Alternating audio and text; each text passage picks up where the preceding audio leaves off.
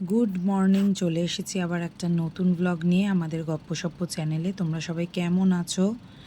আমি খুব ভালো আছি। তো আজকে তোমাদের সাথে শেয়ার করবো একটা নতুন রেসিপি। সেটা হচ্ছে গজা। পুরীর যে গজাগুলো হয় সেগুলো আজকে আমরা ঘরে বানিয়েছি।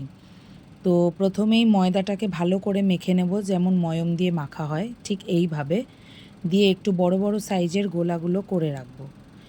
দেন ময়দাটাকে ভালো করে একটা লেচি এরকম পরোটা ঠিক যেমন বেলে এরকমভাবে বেলে একটার মধ্যে ঘি মাখিয়ে তারপর ঠিক আরেকটা এইভাবে সেট করে দেবো, ঠিক যেভাবে এখন দেখানো হচ্ছে ভিডিওতে ঠিক সেইভাবে।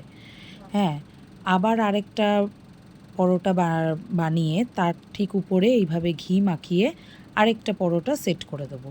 ঠিক এইভাবে মিনিমাম 5টা মতন পরোটা একটার উপর আরেকটা চাপিয়ে দিয়ে প্রতিটাতে ঘি মাখিয়ে সেট করে ভালো করে এরকম এগরোলের মতন রোল করে নেব। রোল করে যেমন ঠিক নেওয়া হচ্ছে ঠিক সেইভাবে দেখুন আপনারা, প্রতিটা পরোটা একটার সাথে আরেকটা কিন্তু খুব ভালো করে লেগে আছে। ঠিক ভালো করে এই রোলটা করতে হবে এবং একটু লাস্টে ঘি দিয়ে দিতে হবে যাতে ভালো করে এটা লেগে যায়, কোনোভাবেই যেন না ছাড়ে। তো রোলটা হয়ে যাওয়ার পর আমি একটা নাইফ ব্যবহার করব, সেইটার সাহায্যে আমি ঠিক এইভাবে কেটে নেব একটা একটা করে, ঠিক যেভাবে লাচ্ছা পরোটা বানায় ঠিক সেইভাবে। এইভাবে একটা একটা করে খণ্ড আমি কেটে নিচ্ছি নাইফ দিয়ে। এইভাবে খণ্ডগুলো কেটে তারপর এক একটা খণ্ড আমি ছোট্ট ছোট্ট করে ঠিক গজার মতন বেলবো। সেটা দেখুন কিভাবে করছি। এই একটা খণ্ড নিলাম, নিয়ে ঠিক যে বেলুন চাকির সাহায্যে আমি এইভাবে লম্বা লম্বা করে গজার আকৃতিতে বানিয়ে নিলাম। এরকমভাবে প্রতিটা জিনিস আমি এই শেপে রেডি করে নিচ্ছি ঠিক এইভাবে। তো রেডি করে নেওয়ার পর তেলটা আমার ভালো করে গরম করতে দিয়েছিলাম একদিকে, এবং আস্তে আস্তে আমি প্রতিটা গজা গরম তেলের মধ্যে ছেড়ে দিলাম। তো এখানে আমি ব্যবহার করেছি ডক্টর চয়েসের সয়াবিন অয়েল, সাদা তেল। তো আপনারা সাদা তেলেই কিন্তু এটা করবেন, সর্ষের তেল একদমই ইউজ করবেন না। তো আমি এটাকে হালকা যে ব্রাউন কালারটা হয় সেই কালার করে আমি ভাজবো ছাকা তেলে। ভালো করে ভেজে নেওয়ার পর ঠিক দেখুন আমার কালারটা ব্রাউন ব্রাউন হয়ে গেছে।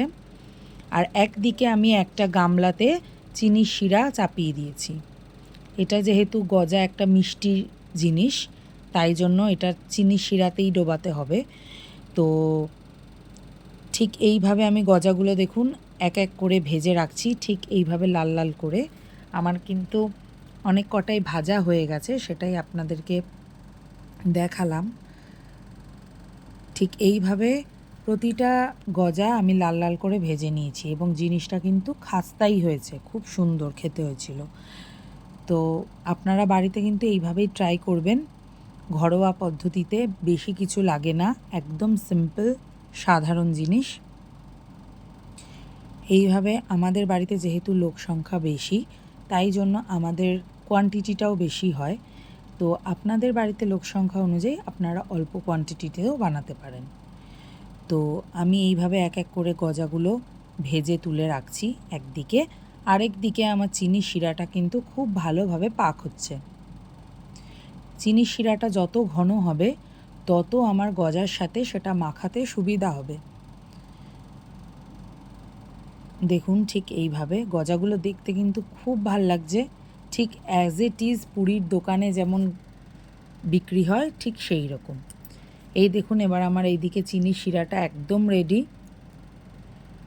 এবার এটাকে আমি একটা থালার মধ্যে ঢাললাম অল্প একটু শিরা, তারপর আমি ওর মধ্যে একটু গজা দিলাম, দিয়ে আমি শিরার সাথে ভালো করে গজাগুলোকে মিক্সড করে দিলাম এবং আমি এই শিরার মধ্যেই গজাগুলোকে ঢেলে রাখলাম যাতে ভালো করে মিষ্টির রসটা গজার মধ্যে ঢুকে যায় ঠিক এইভাবে। তো রেসিপিটা ভালো লাগলে অবশ্যই কিন্তু একটা লাইক করবেন আর অবশ্যই কমেন্ট করবেন।